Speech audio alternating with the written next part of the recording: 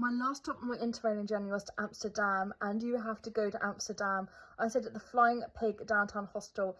It was the funnest hostel I think I've ever stayed in. There was a guy playing pool there. They had a bar, so the hostel had a bar in it, and people would drink in the evenings. And I met an amazing friend. She was at the bar. She's an American girl, and we just got chatting. And you know when you just click with someone straight away, and we just did. There was this Irish guy there who was absolutely lovely. And the one thing in Amsterdam, actually all over Europe, what I found so many Canadians and Australians. So I was speaking to a lot of Canadians who were just as lovely as you could assume. And I was speaking to them about Banff. Some of them were from Banff, Lake Louise, Alberta, in Canada, and I so want to go there. I met a lot of Aussies and I felt right at home because I'm half Australian. But it was amazing, and I met a really, really good friend now, so that was amazing. I've actually since been to New York to see her. She's been to London to see me. We went on a trip to Dublin together. You can make friends. I went solo traveling. We were both solo traveling. We met each other. That's the thing. If you go solo traveling, actually people who are also solo traveling will come to you and you'll make friends. It's more intimidating if you're in a big group.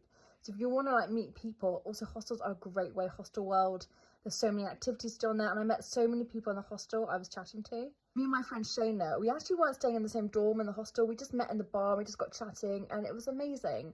But the next day I went to the Anne Frank house, and lots of people were like, I want to go to the Anne Frank house, but they were really upset because you kind of have to book it in advance. So please, if you go to Amsterdam, go to the Anne Frank house. I mean, I am kind of mini obsession with Anne Frank. More than that, it's like definitely a special interest of mine. Ever since reading that book, it taught me about humanity, about justice, and I related to her deep thinking thoughts and also her free-spiritedness and feeling a bit alone in the world at that age. And she should have had an amazing life, and she should have done, and it really got me into justice and fighting against injustice. And you see that sometimes I will talk about that, and that's sort of something that came about from learning about things like Anne Frank.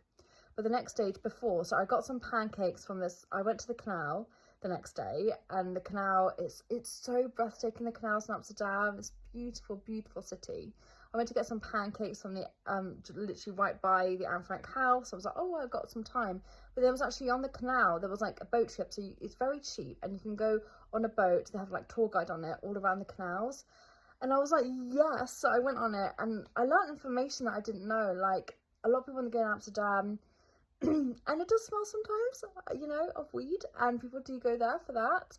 But they actually, we learned on the boat things like it's actually not like legal it's just not criminalized, because Amsterdam, the Netherlands, is still part of the EU. We learned that Holland and the Netherlands are not the same thing. Holland is an area in the Netherlands, so you learn a